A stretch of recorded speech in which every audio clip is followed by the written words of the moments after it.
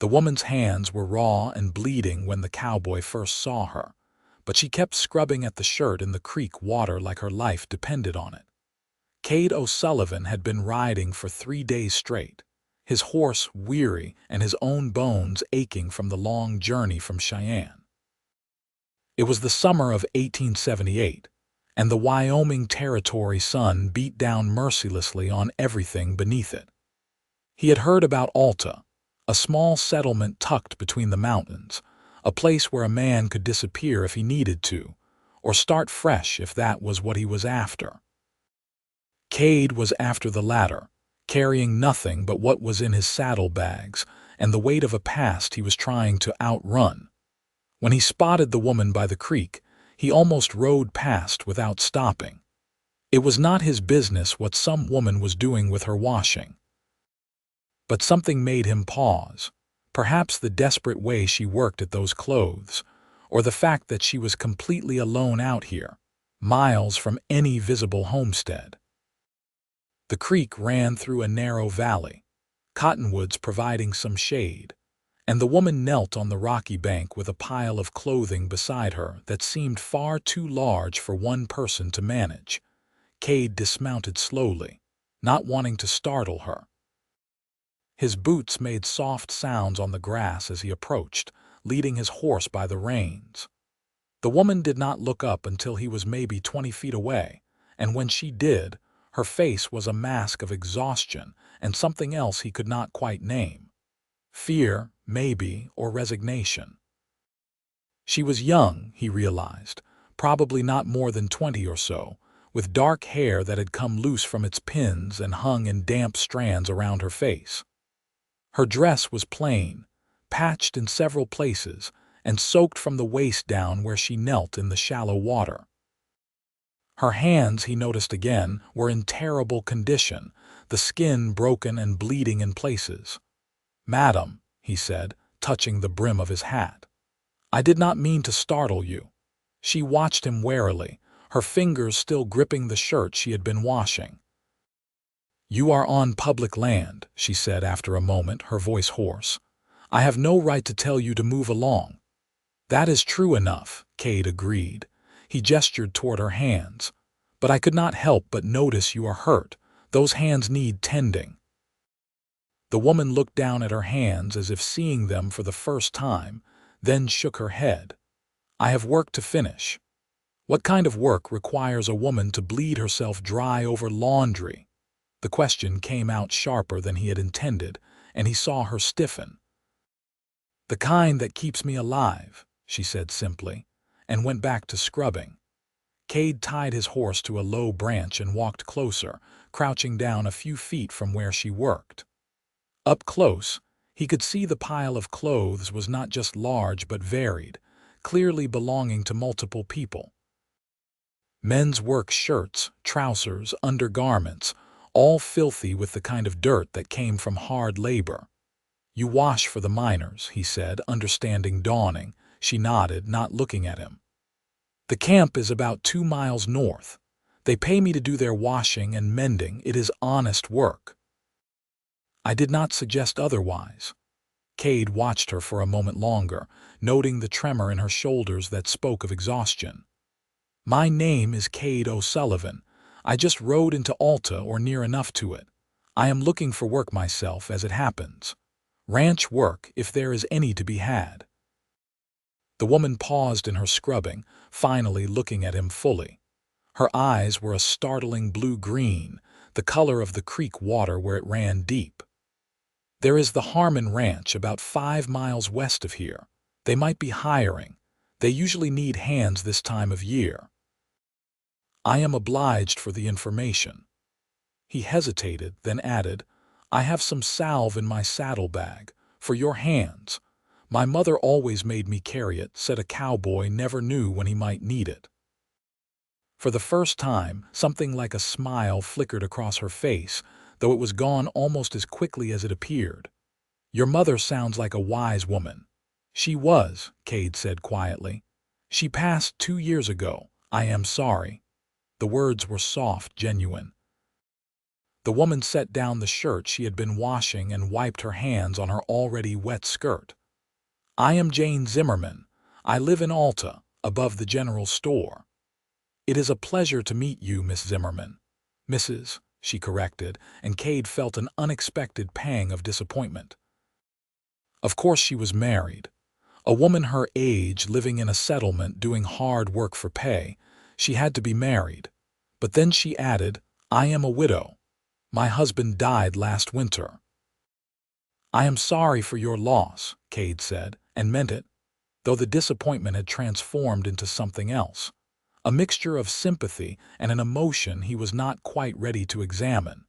Jane stood up, water streaming from her skirt, and began gathering the wet clothes into a basket. "I should finish this batch and get them hung to dry. The miners will want them back by tomorrow." "Let me help you," Kade offered, standing as well. She looked at him with surprise. "You do not have to do that." "I know I do not have to. I am offering because I want to." He picked up the basket before she could protest further. "Where are you drying them?" Jane hesitated for just a moment, then seemed to make a decision. "There is a clearing about a quarter-mile from here where I have lines strung up. The sun hits it most of the day." They walked in silence at first, Kade carrying the heavy basket of wet clothes while Jane led the way along a narrow path that followed the creek. His horse trailed behind them, content to be moving at an easy pace. The afternoon sun filtered through the cottonwood leaves, dappling the ground with shifting patterns of light and shadow. "How long have you been doing this work?" Kade asked eventually. "Since January," Jane said. "After Thomas died. He was my husband," she added, though Kade had assumed as much. "We had a small farm, but I could not manage it alone through the winter. I sold what I could, moved into town, and started taking in washing and mending. It is enough to get by."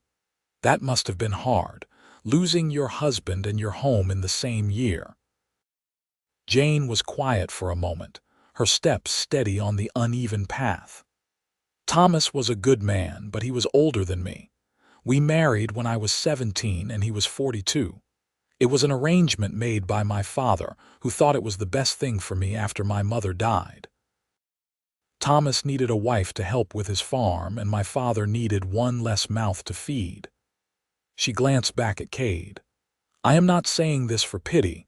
It is just the truth of it. I cared for Thomas, and I mourned him when he died, but I cannot say I was in love with him." Kade was not sure what to say to that, so he just nodded. The honesty in her words struck him as unusual. Most people hid behind polite fictions about their marriages, especially widows speaking of their deceased husbands.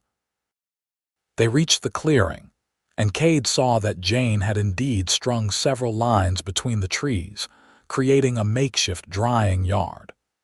She immediately began hanging the wet clothes with practiced efficiency, using wooden pins to secure them to the lines.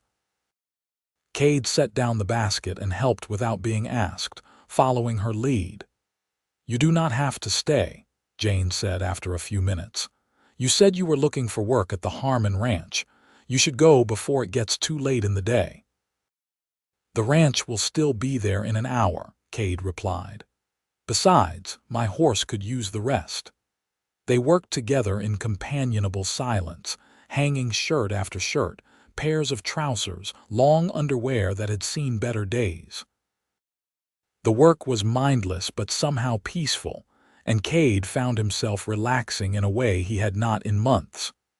There was something about Jane's presence that was calming, despite the hardness of her circumstances. She did not complain, did not ask him invasive questions about where he had come from or why he was here. She just worked, and let him work beside her. When the basket was finally empty, Jane stepped back and surveyed their handiwork. The lines were full of flapping white and gray fabric, dancing in the breeze that came down from the mountains. "Thank you," she said, turning to Kade. "You did not have to do this, but I am grateful you did. My hands are grateful too." She held them up, and he could see the bleeding had stopped, though they still looked painfully raw. "Let me get that salve," Kade said, and walked back to where his horse was grazing. He rummaged through his saddlebag until he found the small tin his mother had given him what felt like a lifetime ago. When he returned to Jane, he opened it and held it out to her. "It is not much, but it should help." Jane took the tin carefully, her fingers shaking slightly as she opened it. The salve inside smelled of beeswax and lavender. She dipped her fingers in and began applying it to her worst cuts, wincing slightly at the sting. "Keep it," Kade said when she tried to hand it back. "You need it more than I do." "I cannot take this from you," Jane protested. "You are not taking it. I am giving it." He closed her fingers around the tin. "Please." Their eyes met, and something passed between them, a moment of connection that made Kade's heart beat faster. He had not felt anything like this in a long time, maybe ever. There was a vulnerability in Jane's eyes that called to something deep inside him, a desire to protect, to provide, to be the kind of man someone could depend on. "I should get back to town," Jane said finally, breaking the spell. "I have mending to do this evening." "I will walk with you," Kade offered, "if you do not mind the company." "I would like that," Jane admitted, and there was a softness in her voice that had not been there before. They made their way back to where she had been washing so Jane could collect her soap and other supplies. Then they headed toward Alta, following a wagon road that was little more than 2 ruts in the prairie grass. Kade's horse walked behind them, occasionally dropping its head to snatch at particularly appealing patches of vegetation. "What brings you to Alta?" Jane asked as they walked. "It is not exactly a destination most people choose on purpose." Kade considered his answer carefully. "I needed a fresh start. I was working on a ranch in Colorado, but the owner sold to a big cattle company. They brought in their own men, and those of us who had been there for years were let go. I heard there might be work in Wyoming, so I headed north." It was the truth, though not all of it. He did not mention the woman in Colorado who had promised to wait for him, then married the ranch owner's son instead. He did not mention the fight he had gotten into when he found out, or the fact that he had left town before the law could get involved. Those were his burdens to carry, and Jane did not need to know about them. "Alta is small, but there are good people here," Jane said. "The Harmons are fair employers from what I have heard. If they hire you, you will have a decent wage and a place to stay." "What about you?" Kade asked. "Do you plan to keep doing washing for the miners?" Jane's expression grew thoughtful. "For now, yes. It is the only way I know to make money. I can sew reasonably well, and I am strong enough to manage the heavy work. But I would be lying if I said I wanted to do this forever." She paused, then added quietly, "Sometimes I think about leaving Alta altogether, going to one of the bigger towns, maybe Cheyenne or Laramie. Finding different work." "What stops you?" "Fear, mostly," Jane admitted. "I have never been to a big city. I was born on a farm outside of Rawlins, married Thomas when I was barely more than a girl and moved to his farm near here. This is all I know." The thought of starting over somewhere completely new is terrifying. Kade understood that feeling more than he cared to admit. Sometimes the terrifying thing is also the right thing. Jane looked at him with those startling eyes. "Is that why you came here? Because it was terrifying?" "Maybe," Kade said. "Or maybe I am just too stubborn to stay where I am not wanted." That earned him a genuine smile from Jane, and Kade felt absurdly proud of himself for causing it. Her whole face transformed when she smiled, the weariness falling away to reveal a beauty that had nothing to do with conventional prettiness, and everything to do with spirit. As they crested a small rise, Alta came into view below them. It was indeed small, just a single main street with maybe a dozen buildings visible. Kade could make out what looked like a general store, a saloon, a livery stable, and a few other structures he could not identify from this distance. Beyond the town, the land stretched out in rolling grassland, with the mountains rising up in the distance like sentinels. "It is not much to look at," Jane said, following his gaze, "but it is home." "Every place has to start small," Kade observed. "Look at Denver. 20 years ago, it was smaller than this." They descended the hill and entered the town proper. A few people were out and about, and Kade noticed the way they looked at Jane walking beside him, their expressions curious but not unfriendly. Jane nodded to several of them, and they nodded back, though Kade caught at least one woman whispering to her companion as they passed. "That will be all over town by tomorrow," Jane said with a sigh. Jane Zimmerman walked into town with a strange man. "Does that bother you?" Kade asked. "Not particularly," Jane said. "People will talk regardless of what I do. I could live like a nun and they would still find something to gossip about. At least this gives them something real to discuss." She led him to the general store, a 2-story building with faded paint and a sign that read Turner's General Merchandise. A set of external stairs on the side of the building led up to the 2nd floor. "I rent the room above the store," Jane explained. "It is small, but it is mine, and the rent is manageable." Kade looked at the building, then at Jane. He did not want to leave her, he realized. He wanted to keep talking to her, to learn more about her, to see that smile again. But he also knew he had pushed his luck far enough for one day. "Thank you for your company, Miss Zimmerman," he said, using the formal address deliberately. "And for the information about the Harmon Ranch." "Mrs. Zimmerman," she corrected again, but there was a hint of amusement in her voice. "And thank you for the help with the washing. And the salve." "It was my pleasure." Kade hesitated, then added, "If it would not be too forward, I would like to see you again. Perhaps I could call on you once I am settled." Jane's cheeks colored slightly, and she looked down at her damaged hands. "I would like that," she said quietly. "If you are still in the area." "I will be," Kade said, with more certainty than he had felt about anything in a long time. He touched his hat brim to her one more time, then mounted his horse and rode west, toward where Jane had said the Harmon Ranch would be. As he rode, he could not stop thinking about her, about the strength it must have taken to survive the winter alone after losing her husband, about the quiet dignity with which she bore her difficult circumstances. He had met plenty of women in his 30 years, but none who had affected him quite the way Jane Zimmerman did. The Harmon Ranch turned out to be a substantial operation, with a large main house, several outbuildings, and extensive corrals. Kade rode up to the main house and was greeted by a ranch hand who directed him to the foreman, a grizzled man named Dutch who looked him over with a practiced eye. "You know cattle?" Dutch asked without preamble.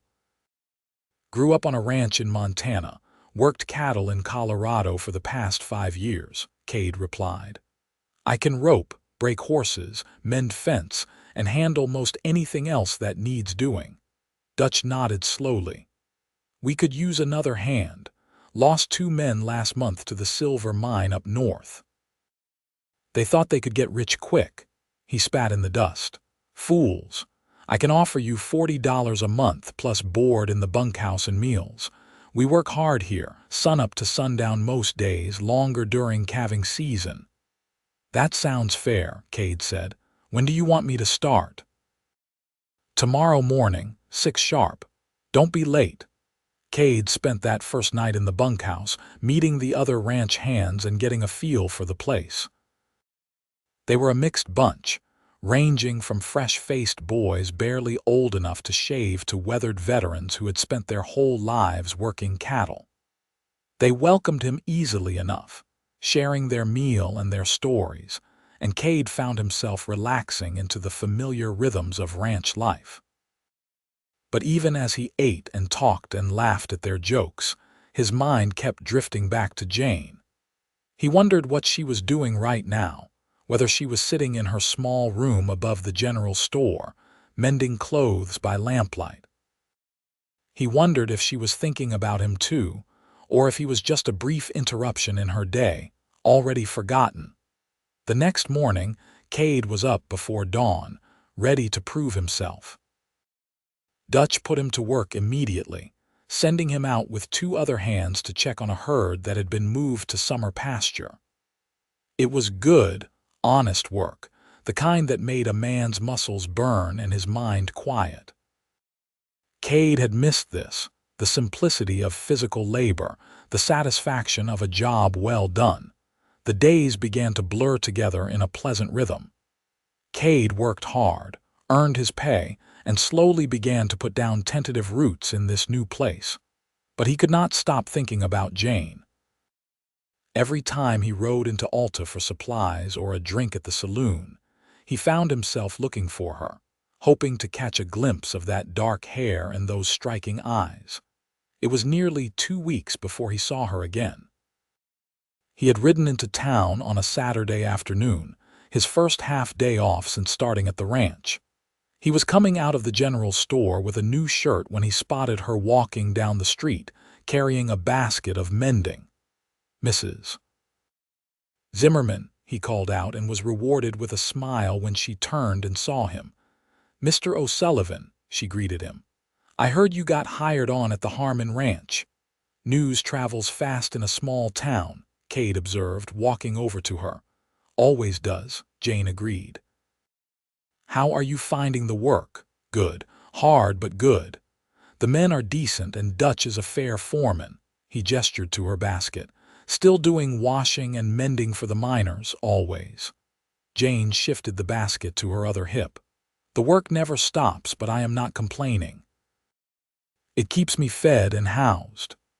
Kade looked at her, at the way the afternoon sun brought out gold highlights in her dark hair, at the stubborn set of her jaw that spoke of determination and resilience. He had been thinking about her constantly for 2 weeks, and now that she was standing in front of him again, he knew he could not let her walk away without saying what was on his mind.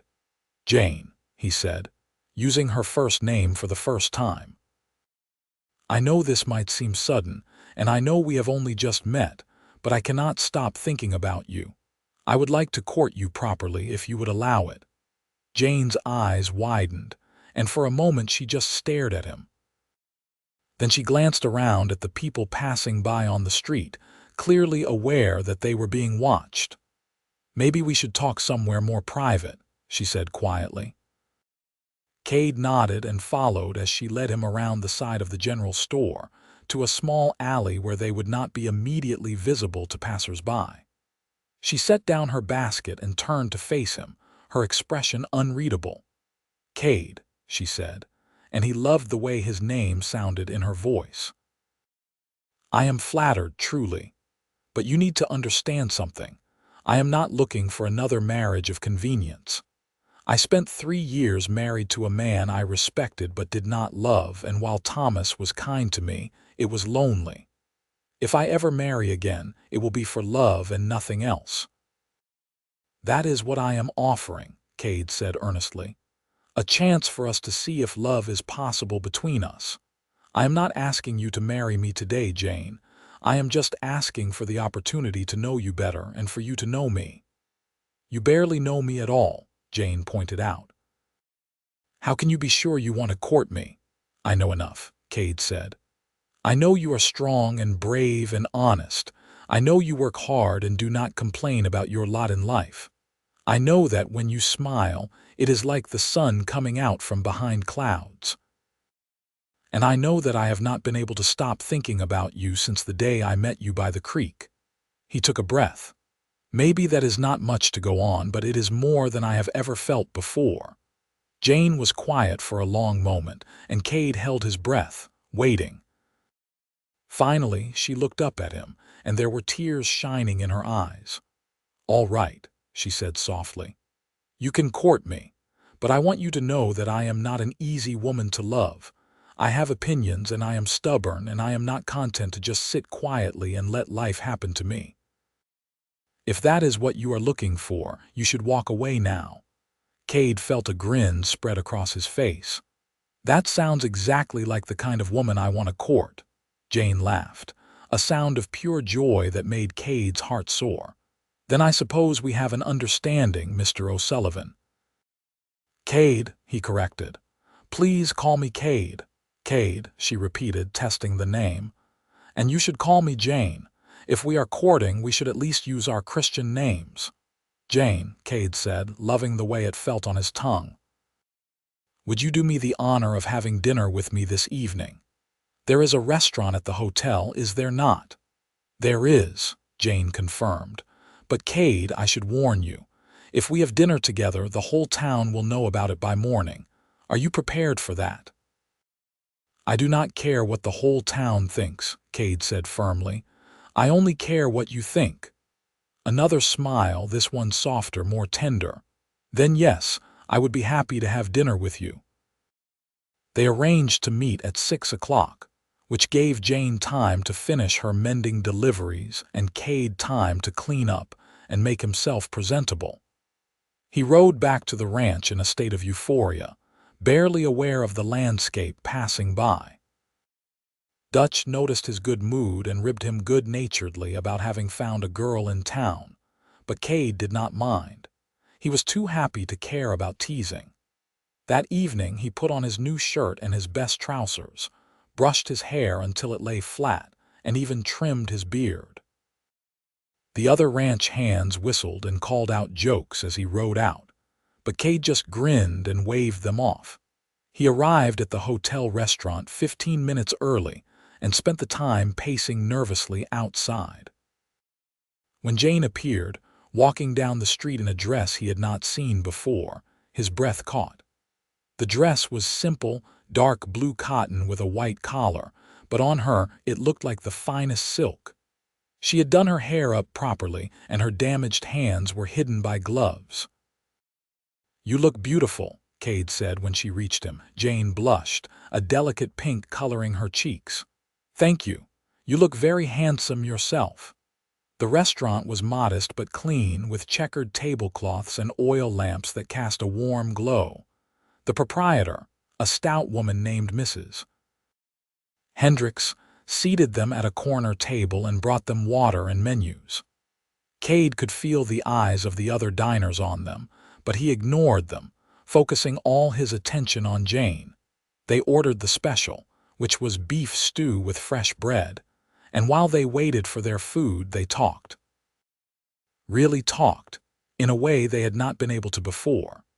Jane told him about growing up on her family's farm, about her mother's death from fever when she was 15, about her father's struggles to keep the farm running with just him and Jane to do all the work. "When Thomas made an offer for me, my father was relieved," Jane said, her voice matter of fact. "He had 3 younger sons who needed raising, and I was just another mouth to feed. He saw it as a good match, Thomas being an established farmer with his own land, and Thomas was kind, truly. He never mistreated me, he just never loved me either." "What about you?" Kade asked gently. "Did you love him?" Jane considered the question carefully. "I cared for him. I was grateful to him for giving me a home and treating me with respect. But love, no. I think we both knew that was not what our marriage was about. It was a practical arrangement, and we both fulfilled our parts of it." She looked down at her hands. "When he died, I mourned the loss of security more than the loss of him, and I have felt guilty about that." "You should not feel guilty," Kade said firmly. "You cannot force yourself to feel something that is not there, and it sounds like you gave Thomas exactly what he needed, a capable wife and a well-run household." "I suppose so." Jane looked up at him. "What about you? Have you ever been in love?"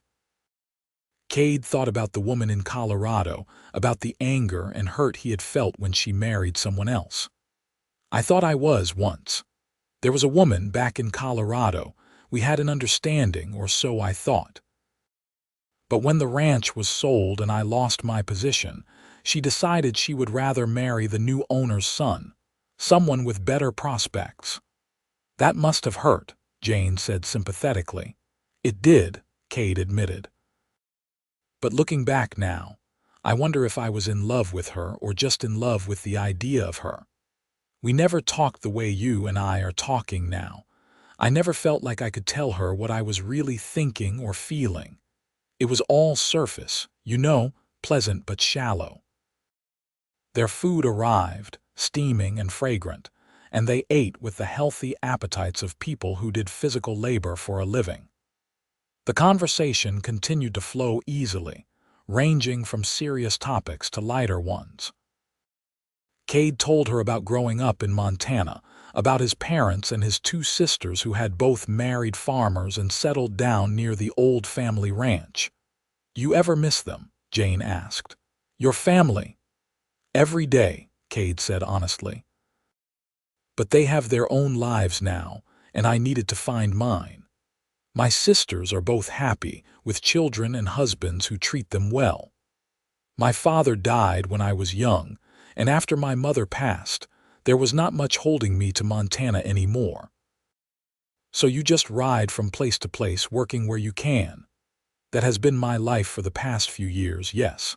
But I am tired of it, Jane. I am tired of being rootless.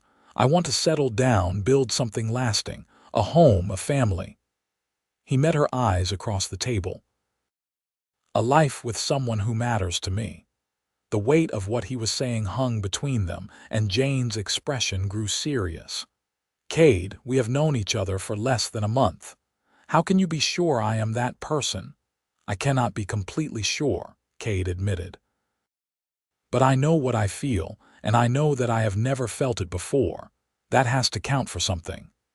Jane set down her fork and reached across the table, placing her hand over his. Even through the glove, he could feel the warmth of her touch. I feel it too, she said softly. That is what scares me.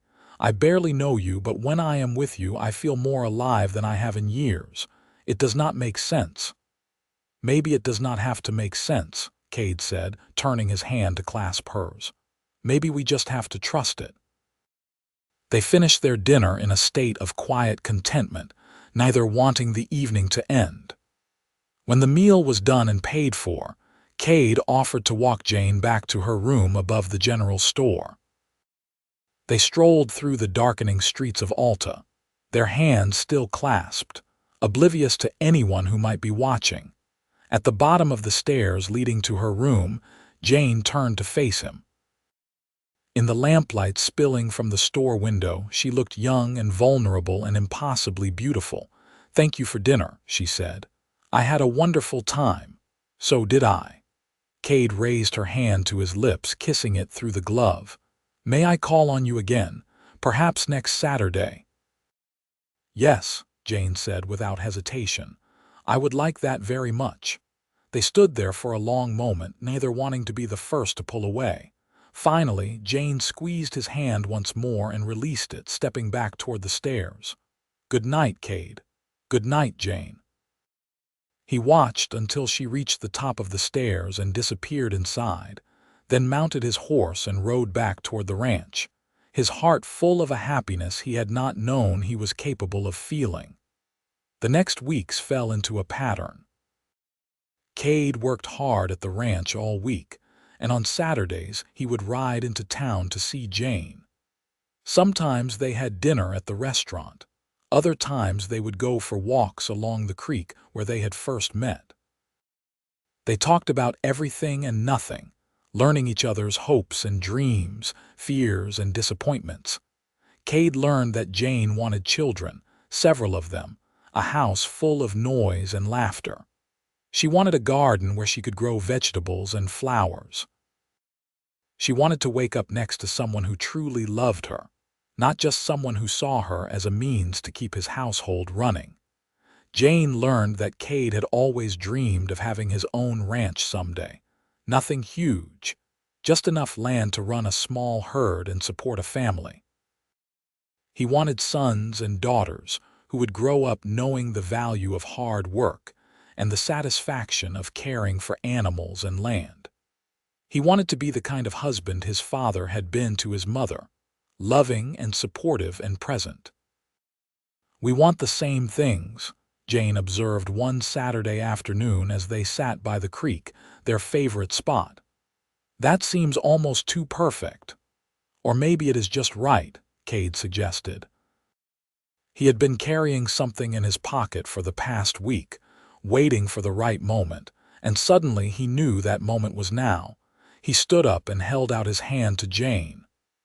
When she took it, he pulled her gently to her feet, then dropped to one knee. Jane's eyes went wide. "Kade, what are you doing?" "Something I have been thinking about since the day I met you," Kade said. His heart was pounding, but his voice was steady. "Jane Zimmerman, I know we have only known each other for 2 months. I know that by conventional standards that is too soon. But I also know that I love you. I love your strength and your honesty and your courage. I love the way you face life head-on, no matter how hard it gets. I love how you make me want to be a better man, the kind of man who deserves you." He reached into his pocket and pulled out a simple gold ring, one that had belonged to his mother. "This was my mother's wedding ring. My father gave it to me before he died, told me to give it to the woman I loved when I found her. Jane, I have found her. I have found you. Will you marry me?" Tears were streaming down Jane's face now, and for a terrifying moment, Kade thought she was going to say no. But then she was nodding, laughing and crying at the same time. "Yes," she said. "Yes, Kade, I will marry you." He stood and pulled her into his arms, holding her close as she wept against his chest. When she finally pulled back enough to look at him, he slipped the ring onto her finger. It fit perfectly, as if it had been made for her. "I love you," Jane said, and those 3 words were the sweetest thing Kade had ever heard. "I love you so much it terrifies me." "I love you too," Kade said, and then he was kissing her, properly kissing her for the first time, and it was everything he had imagined and more. They were married 3 weeks later, on a clear September morning at the small church in Alta. Jane wore a simple white dress that she had sewn herself, working on it late into the night after finishing her washing and mending. Kade wore his best suit, bought new for the occasion with money he had saved from his wages. The ceremony was small, attended by a handful of townspeople and some of the men from the Harmon Ranch. Dutch served as Kade's best man, grumbling about romance and foolishness, but clearly pleased for his cowboy. Mrs. Turner from the general store stood up with Jane, having become something of a friend over the months Jane had lived above her shop. The minister, an elderly man named Reverend Paulson, spoke about love and commitment and the sanctity of marriage. But Kade barely heard the words. He was too focused on Jane, on the way she looked at him with such trust and love, on the knowledge that she was about to become his wife. When the Reverend asked for the rings, Kade realized he had only his mother's ring, which was already on Jane's finger. He had not thought to get a ring for himself. But Jane surprised him by producing a simple gold band from her pocket. "I hope you do not mind," she whispered. "I used some of my mending money to buy it. I wanted you to have a ring too." Kade felt his throat tighten with emotion as she slipped the ring onto his finger. It was a small thing, inexpensive probably, but it meant the world to him. "I now pronounce you man and wife," Reverend Paulson declared. "You may kiss your bride."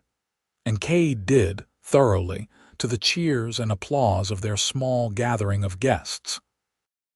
The Harmons had generously given Kade a week off for his wedding, and he had made arrangements for him and Jane to spend that time in a small cabin on the far edge of the ranch property. It was rustic but clean, with a wood stove for cooking and a real bed with a feather mattress. That first night as husband and wife, lying in each other's arms in the darkness, Jane said softly, "I never thought I could be this happy. After Thomas died, I thought the best I could hope for was to survive, to get by, but you have given me so much more than that." "You have given me everything," Kade replied, stroking her hair. "A home, a purpose, A reason to wake up in the morning. I was so lost before I met you, Jane. I did not even realize how lost I was until I found you. They spent the week in blissful isolation, learning each other in the way that newlyweds do, talking late into the night and sleeping late into the morning. They cooked simple meals together, went for long walks in the surrounding countryside, and made plans for their future. "I have been thinking," Jane said one evening as they sat on the cabin's small porch, watching the sunset, "about what we want to do with our lives. You want your own ranch, and I want a real home. What if we started saving now, putting aside everything we can, with the goal of buying some land in the next few years?" "I have been thinking the same thing," Kade admitted. "Dutch mentioned that there is land available not too far from here. Homestead claims that people have abandoned. We would have to improve it to prove it up, but the land itself would be free." "Free land?" Jane's eyes lit up. "Kade, that could be perfect. If we could get established on a homestead, you could still work at the Harmon Ranch for wages while we build up our own herd. And I could keep doing washing and mending, at least for a while, to bring in extra money." "You would not have to do that," Kade said, taking her hand. "I do not want you working your fingers to the bone anymore." "I know I do not have to," Jane said patiently, "but I want to. We have a dream, Kade, and I want to do everything I can to make it come true. We are partners in this, are we not? Equal partners." Kade pulled her close and kissed the top of her head. "Equal partners," he agreed. "We will build this life together, side by side." When their week was up, they moved into a small room in the bunkhouse that Dutch had arranged for them. It was not much, just a partitioned area with a bed and a few pieces of furniture, but it was theirs. Jane insisted on keeping her room above the general store as well, using it to do her mending work and store her supplies. "It is an expense we can do without," Kade protested. "It is an investment in our future," Jane countered. "I can earn more doing mending than the room costs in rent, and Mrs. Turner has already said she will lower the rent since I am not sleeping there anymore." Kade could not argue with her logic, and truthfully, he loved that his wife was so practical and forward-thinking. They settled into married life with surprising ease, as if they had been together for years rather than months. The other ranch hands accepted Jane's presence with good humor, and she won them over completely by volunteering to mend their clothes and darn their socks. She also took over some of the cooking duties in the bunkhouse kitchen, much to the relief of everyone who had been suffering through Dutch's attempts at meals. As autumn turned to winter, Kade and Jane worked tirelessly, saving every penny they could. Kade took on extra duties at the ranch, and Jane increased her mending business, staying up late by lamplight to finish her work. It was hard, exhausting even, but they were happy. On a cold December evening, as they lay in their narrow bed listening to the wind howl outside, Jane said, "I have news." Something in her voice made Kade's heart leap. "What kind of news?" "The kind that means we are going to need a bigger place to live," Jane said, and even in the darkness he could hear the smile in her voice. "I am with child, Kade. We are going to have a baby." Kade felt joy explode through him like fireworks. He pulled Jane close, his hand going to her still flat belly. "A baby," he breathed. "Jane, are you sure?" "I am sure. I have missed my courses for 2 months now, and I have been feeling sick in the mornings. I am sure." "We need to file that homestead claim," Kade said suddenly, his mind racing. "We need to get our own place before the baby comes. I do not want my child born in a bunkhouse." "We have time," Jane said soothingly. "The baby will not come until summer. That gives us months to get settled." But Kade was not to be deterred. The next morning, he rode into town and filed a claim on 160 acres of land about 3 miles from the Harmon Ranch. It was rough country, with a creek running through it and plenty of good grazing land, but no buildings or improvements. They would have to start from scratch. "You are crazy," Dutch said when Kade told him the news. "You are going to try to prove up a homestead, keep working here and get a house built before that baby comes. You will kill yourself." "I will do whatever it takes," Kade said firmly. "My wife and child deserve a proper home." Dutch shook his head but clapped Kade on the shoulder. "You are a good man, O'Sullivan. Tell you what, I will let you have Sundays off for the next few months, no pay, but you can use the time to work on your place. And I will send some of the boys over to help when we can spare them." "I cannot ask you to do that," Kade protested. "You are not asking. I am offering. Your wife makes the best biscuits I have ever eaten, and she fixed that shirt I thought was ruined. Consider it payment for services rendered." True to his word, Dutch organized work parties on Sundays, and with the help of the other ranch hands, Kade began building a cabin on his land. It was hard work, cutting and hauling logs, fitting them together, chinking the gaps with mud and moss. But slowly, steadily, the cabin took shape. Jane insisted on being there whenever she could, despite her pregnancy. She could not lift heavy logs, but she could help with the chinking and cooking meals for the work crews. She also began planning her garden, marking out where she would plant vegetables and flowers once spring came. By early spring, the cabin was finished. It was not large, just 2 rooms with a loft, but it was solid and well built. Kade and some of the men built furniture, a bed and a table and chairs. Jane sewed curtains for the windows from fabric she bought with her mending money. They dug a well and built a small barn for the horse and the 2 cows that Kade had managed to buy. On a warm April day, they moved into their new home. Jane stood in the doorway of the cabin, her hand on her swelling belly, and looked around with tears in her eyes. "It is perfect," she said. "Absolutely perfect." Kade wrapped his arms around her from behind, his hands covering hers on her belly. "This is just the beginning," he promised. "We are going to build an amazing life here, Jane, for us and for our children." The baby came on a hot July afternoon. Kade had been out mending fence when one of the Harmon Ranch hands came galloping up with the news that Jane's pains had started. He rode home faster than he had ever ridden in his life, terrified that he would arrive too late. But when he burst through the cabin door, Jane was still laboring, attended by Mrs. Turner and the doctor from town. The labor was long and difficult, and there were moments when Kade feared he might lose her. But Jane was strong, stronger than anyone he had ever known, and as the sun was setting, the sound of a baby's cry filled the cabin. "You have a son," the doctor announced, placing the squalling infant in Jane's arms. Kade knelt beside the bed, looking down at his wife and child with wonder. The baby was tiny and red-faced, with a shock of dark hair and lungs that clearly worked very well. "He is beautiful," Kade breathed. "He looks like you," Jane said tiredly, smiling up at her husband. "We should name him after your father. What was his name?" "Kevin," Kade said. "Kevin Patrick O'Sullivan."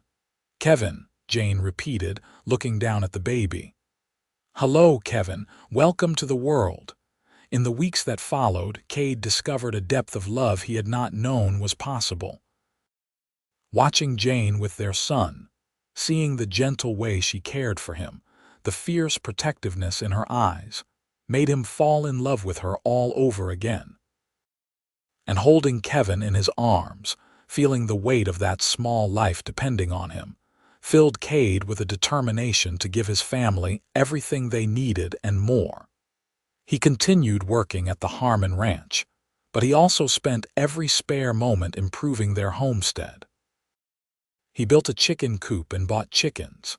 He cleared more land for crops and planted wheat and oats. He added on to the barn and bought 2 more cows, the beginnings of their own herd. Jane, meanwhile, had reluctantly given up most of her mending work to focus on caring for Kevin. but she kept a few regular customers, working during Kevin's naps to bring in extra money. She also tended her garden with fierce dedication, and by late summer they had more vegetables than they could eat. Jane preserved what they did not use, filling their small root cellar with jars of pickles and tomatoes and beans.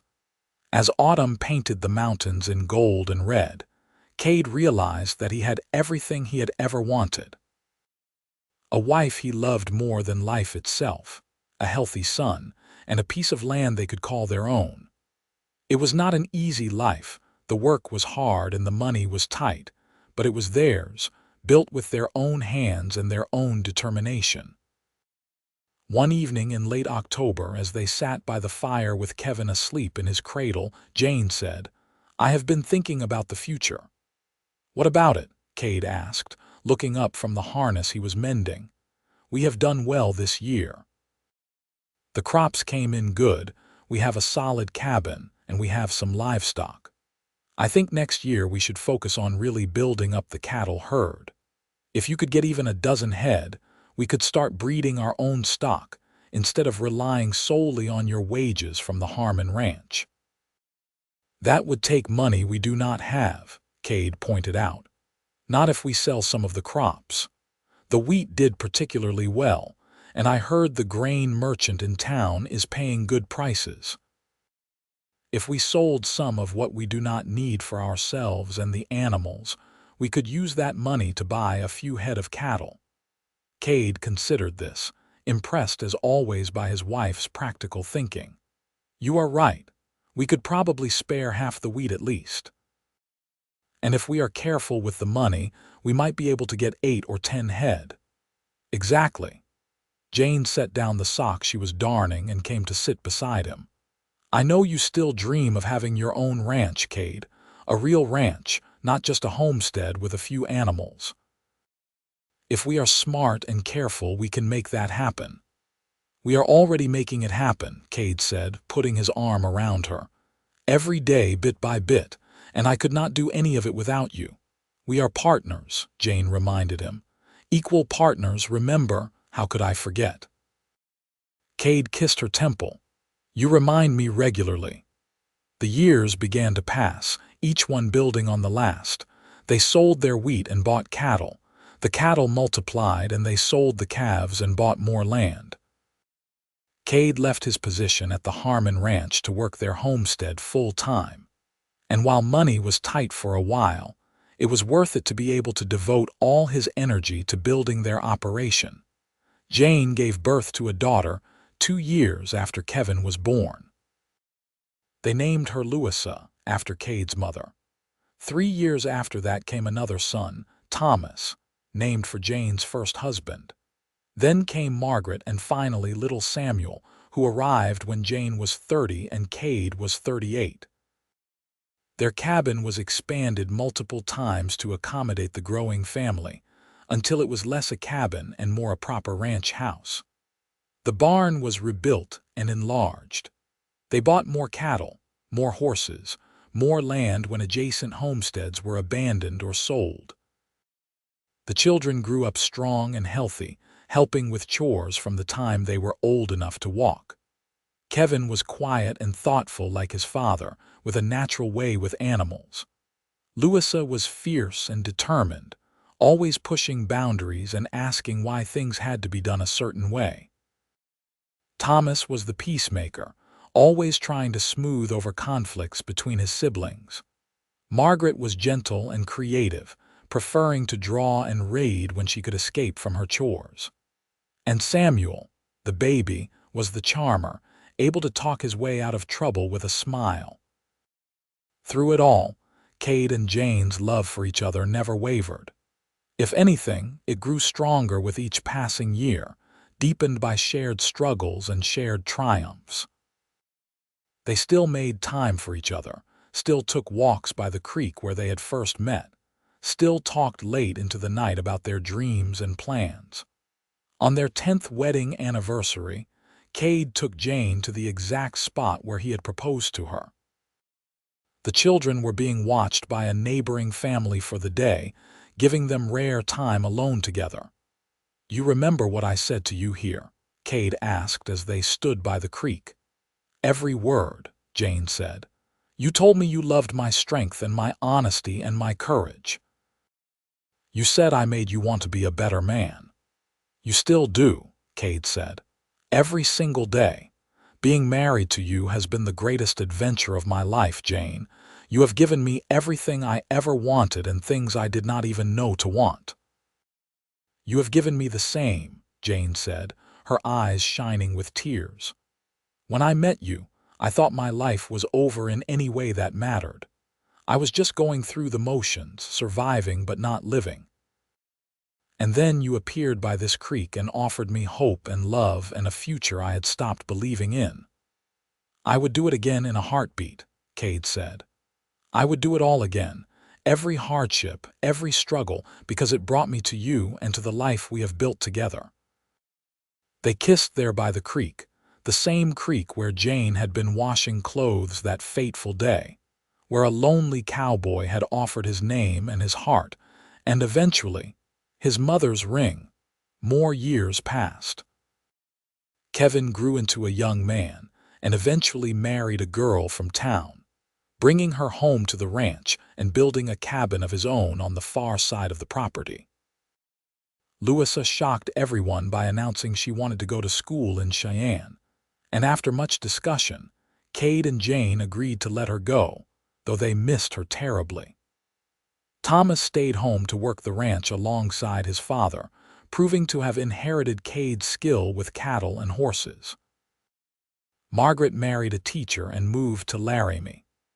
Samuel, true to his charming nature, became a merchant in Alta, opening a successful general store that eventually put Mrs. Turner's old establishment out of business.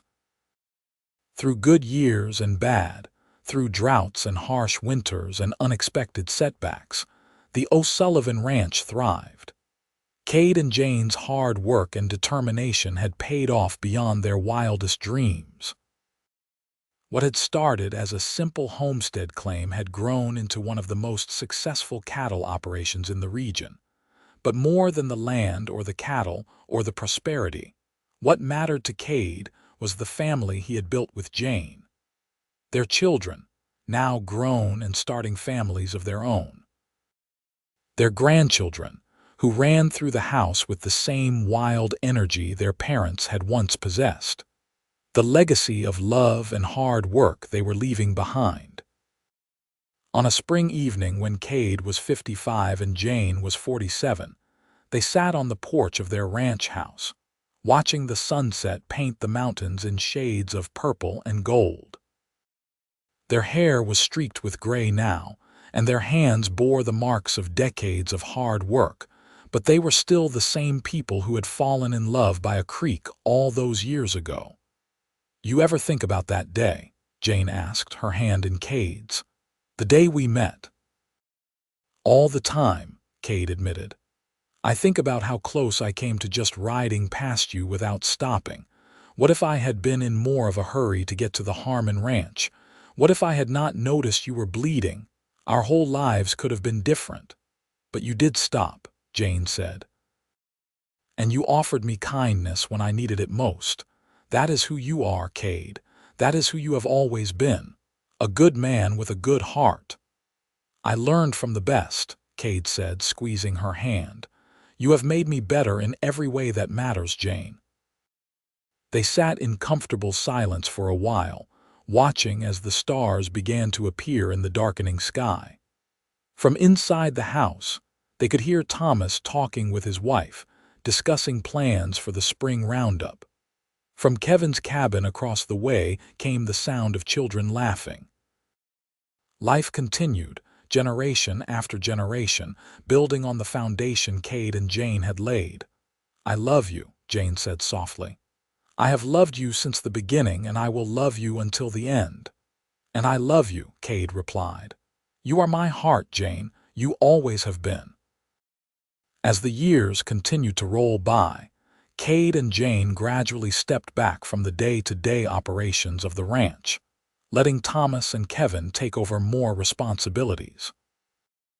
They had earned their rest, and they were content to spend their days tending Jane's ever-expanding garden, playing with their grandchildren, and simply enjoying each other's company. They celebrated their 30th wedding anniversary surrounded by their children and grandchildren, a boisterous gathering that filled the ranch house to bursting.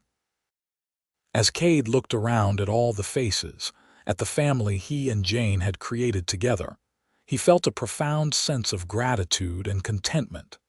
That night, after everyone had gone home or gone to bed, Kade and Jane walked down to the creek one more time.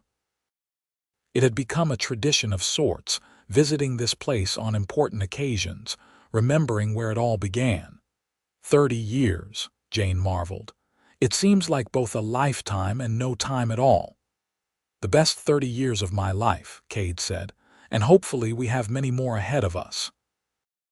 I hope so too, Jane said. Though I think if I were to die tomorrow, I would die happy. We have built something beautiful, Kade. Not just this ranch, but our family, our life together. Not many people can say they lived a life as full and rich as ours has been. Do not talk about dying, Kade said, pulling her close. We have grandchildren to watch grow up and maybe even great-grandchildren someday. I am not ready to let you go yet. Jane laughed and rested her head against his chest. I am not planning on going anywhere. I am just saying that if I did, I would have no regrets. You have given me everything I ever dreamed of and more. They were blessed with several more years together, years filled with the joys of watching their family continue to grow and prosper. Kevin and his wife had 4 children. Thomas and his wife had 3. Even Louisa, who had sworn she would never settle down, eventually married a lawyer in Cheyenne and had twin girls. The ranch continued to thrive under the next generation's stewardship, and Kade took great pride in seeing his sons implement new ideas and techniques while still honoring the foundation he and Jane had built. The O'Sullivan name became synonymous with quality cattle and fair dealing throughout the territory. Kade and Jane spent their golden years in quiet contentment, their days filled with simple pleasures. Morning coffee on the porch, afternoon naps in the shade of the cottonwoods, evening walks by the creek. They told stories to their grandchildren, passing down the history of the ranch and the family, making sure the next generation understood the sacrifices and hard work that had gone into building what they now enjoyed. On a warm summer evening when Kade was 68 and Jane was 60, they celebrated their 38th wedding anniversary with just the two of them, choosing to have a quiet dinner at home rather than a big family gathering. Jane cooked Kade's favorite meal, beef stew with fresh bread, the same thing they had eaten on their first dinner together all those years ago. You remember the first time we had this? Jane asked as they ate. Of course I do, Kade said. At the hotel restaurant with half the town watching us and gossiping. We gave them plenty to talk about, Jane said with a smile. The widow Zimmerman and the mysterious cowboy who had just ridden into town. I was not mysterious, Kade protested. I was just private. Same thing, Jane teased. She reached across the table and took his hand. Thank you, Kade. For what? For everything. For stopping by the creek that day, for being patient with me when I was scared to trust my feelings, for building this life with me, for being the best husband and father anyone could ask for loving me the way you have loved me, completely and without reservation, for 38 years. Kade felt his throat tighten with emotion. I am the one who should be thanking you. You took a chance on a drifting cowboy with nothing but a horse and some dreams. You worked beside me through every hardship, never complaining, never giving up. You gave me a family, a home, a reason to wake up every morning. Everything good in my life came from you, Jane. We did it together, Jane corrected. Equal partners, remember, always, Kade agreed. That night as they lay in bed together, Jane said quietly, "I am tired, Cade, more tired than I have ever been." "Then rest," Cade said, pulling her close. "We have nowhere to be tomorrow. We can sleep as late as we want." "No, I mean really tired, in my bones, in my soul. I think I am wearing out, my love." Cade's arms tightened around her. "You are just having a bad day. You will feel better in the morning." But Jane did not feel better in the morning, or the morning after that. She grew weaker over the following weeks, and the doctor could not find anything specifically wrong, just said that sometimes people's bodies just wore out after a lifetime of hard work. The whole family rallied around her, taking turns sitting with her, making sure she was comfortable. But Jane remained peaceful and calm, insisting she was not afraid. "I have had a wonderful life," she told Cade one afternoon as he sat beside her bed, holding her hand. "I have been loved and I have loved in return. I have children and grandchildren who will carry on after I am gone. What more could anyone ask for?" "I am not ready to lose you," Cade said, his voice breaking. "I know, my love, and I am not ready to leave you. But when the time comes, you have to let me go. You have to live on and be strong for our children and grandchildren. Promise me, Cade." "I promise," Cade said, though the words nearly choked him. But Jane rallied over the next few weeks, seeming to regain some of her strength. The doctor said it was not uncommon that people sometimes had good periods before the end. Cade chose to hope that it meant she was getting better, that they would have more years together after all. Jane lived for 5 more years, growing gradually frailer but maintaining her sharp mind and her warm spirit. She celebrated her 65th birthday surrounded by children, grandchildren, and even a few great-grandchildren. She saw Kevin's oldest son get married and start a family of his own. She saw the ranch continue to prosper under the next generation's care. And through it all, Cade never left her side. He was there every morning when she woke up, every evening when she went to sleep. He read to her when her eyes grew too tired to read herself. He helped her walk to the porch so she could sit in the sun and watch the world go by. He reminded her every single day that she was loved, that she was cherished, that she was the best thing that had ever happened to him. Jane passed away peacefully in her sleep on a spring morning with Cade holding her hand. She was 65 years old, and she had lived a full, rich life. But for Cade, her loss was devastating. For 43 years she had been his partner, his love, his reason for everything. Without her, he felt adrift in a way he had not felt since before he met her. The family buried her in a plot overlooking the creek where she and Cade had first met, where he had proposed to her, where they had walked together countless times over the years. The entire community turned out for her funeral, testament to how much she had been loved and respected. In the weeks and months that followed, Cade struggled to find his footing. He went through the motions of daily life, but everything felt hollow without Jane. His children worried about him, but Cade assured them he was fine, that he just needed time. It was Thomas who finally got through to him, sitting down with his father one evening and saying, "Mother would not want you to give up on life just because she is gone. She would want you to keep going to find joy again." "I know," Cade said, "and I am trying. But everything reminds me of her. This house, the ranch, the creek. Everywhere I look, I see her." "Then maybe you need to remember the promise you made to her," Thomas said gently. "That you would live on and be strong for us. We need you, Dad. Your grandchildren need you. And whether you believe it or not, you still have a lot to offer this world." Cade took his son's words to heart. He began to engage more with his grandchildren, teaching them the things Jane would have wanted them to know. He told them stories about their grandmother, about her strength and her courage and her unwavering love for her family. He made sure they understood that everything they had, everything the family had built, was as much Jane's legacy as his own. He lived for another 12 years after Jane's death, watching his family continue to grow and thrive. He saw great-grandchildren born and take their first steps. He saw the ranch expand even further, becoming one of the largest and most successful operations in Wyoming. He saw his daughters visit with their families, his sons build their own legacies, and every evening, no matter the weather, Kade would walk down to the creek and spend a few minutes there, talking to Jane as if she were still beside him.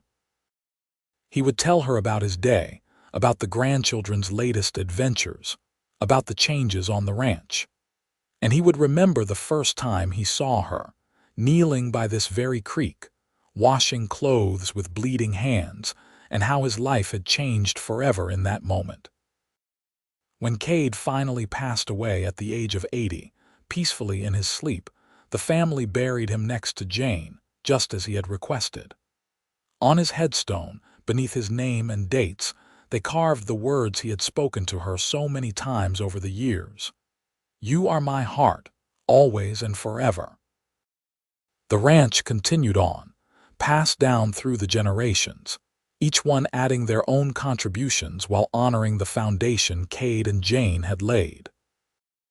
The story of how the ranch began, with a lonely cowboy stopping to help a widow washing clothes by a creek, became family legend, told and retold to each new generation. The creek still runs through the O'Sullivan Ranch, and the cottonwoods still provide shade on hot summer days. And if you visit on a quiet evening when the sun is setting and the mountains are painted in gold, you might almost believe you can see two figures walking hand in hand along the bank, a cowboy and his wife, still together after all these years, their love story eternal and unending. Their descendants still work the land, still raise cattle, still maintain the values of hard work and determination that Kade and Jane instilled in their children. The original cabin where Kevin was born has been preserved as a memorial, a reminder of humble beginnings and the power of love and partnership to build something lasting.